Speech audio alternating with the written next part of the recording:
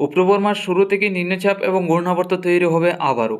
আর এই নিম্নচাপ এবং ঘূর্ণাবর্তের কারণে দক্ষিণবঙ্গে শুরু হবে বৃষ্টি। তাতে বিশেষ করে বাংলাদেশ এবং ত্রিপুরা রাজ্যে আগামী 1 তারিখ থেকে 7 তারিখ পর্যন্ত একটানা নিম্নচাপ থাকবে, যার কারণে বৃষ্টি হবে। ভারী থেকে অতি ভারী বর্ষণ আসতে যাচ্ছে আগামী মাসের প্রথম থেকেই। আগামী মাসের প্রথম 1 তারিখ থেকে এই নিম্নচাপগুলি প্রবেশ করবে ত্রিপুরা এবং বাংলাদেশের উপর। তাতে আবহাওয়া দপ্তর জানাচ্ছেন যে হয়তো এই নিম্নচাপ এবং বৃষ্টির পরিমাণ বাড়তে পারে। 7 তারিখ নয়, আগামী 12 তারিখ 15 তারিখ পর্যন্ত বৃষ্টি হতে পারে। এছাড়া আজকে এবং আগামীকাল কোনো রকমভাবে ত্রিপুরা বাংলাদেশে বৃষ্টির সম্ভাবনা আছে কিনা, বর্তমান সময়ে তাপমাত্রা রয়েছে তাতে তাপমাত্রা ঊর্ধ্বমুখী হবে কিনা তাও আমরা জেনে নিচ্ছি। আমরা চলে এলাম সরাসরি লাইভ ট্রেকিংয়ে। আজকের দিন আমরা যেটা দেখতে পাচ্ছি, নিম্নচাপ বা বৃষ্টির তেমন সম্ভাবনা নেই, তবে দুপুরের মধ্যে গেলে রংপুর এবং রাজশাহীর দিকে কিছুটা বৃষ্টি হতে পারে। এছাড়া সম্পূর্ণ বাংলাদেশে মেঘলাভাব থাকলেও বৃষ্টি হবে না।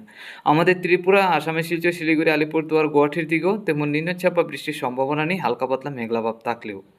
বিকাল থেকে সন্ধ্যা রাত্রির মধ্যে গেলে আমরা দেখতে পাচ্ছি হালকা থেকে মাঝারি বর্ষণ হতে পারে রাজশাহী, ঢাকা এবং খুলনা বিভাগের উপর। এছাড়া বাংলাদেশের বাকি জেলাগুলি এবং আমাদের ত্রিপুরা রাজ্যের দিকে মেঘলাভাব থাকলেও তেমন বৃষ্টির সম্ভাবনা নেই। তো আজকের দিনে কিছুটা বৃষ্টির সম্ভাবনা আছে, তারপরে তাপমাত্রা কিন্তু 32 থেকে 33-এর কাছাকাছি থাকবে। আজকে মধ্যরাত্রির মধ্যে গেলে মোটামুটি পরিষ্কার, আগামীকাল সকাল থেকেও পরিষ্কার, আগামীকাল দুপুরের মধ্যে মোটামুটি পরিষ্কারই থাকবে, নিম্নচাপ বা বৃষ্টির সম্ভাবনা নেই। তবে তাপমাত্রা 32 থেকে 33-এর কাছাকাছি থাকবে আগামীকালকেও। বিকাল থেকে সন্ধ্যা রাত্রির মধ্যে মোটামুটি পরিষ্কারই। তারপর মধ্যরাত্রির মধ্যে গেলে আমরা যেটা দেখতে পাচ্ছি, কিছু বৃষ্টি হলে হতে পারে সিলেট, ময়মনসিংহের দিকে। এছাড়া বাকি জেলাগুলি পরিষ্কারই থাকবে। তারপর আমরা 30 তারিখ সকালের মধ্যে দেখতে পাচ্ছি আবারও বৃষ্টি থাকতে পারে সিলেট, ময়মনসিংহ, আমাদের ত্রিপুরা, আসামের শিলচরের উপর।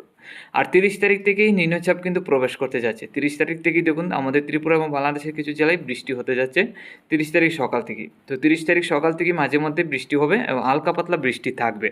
তারপর 1 তারিখ থেকেই ভারী থেকে অতি ভারী বর্ষণ শুরু হবে।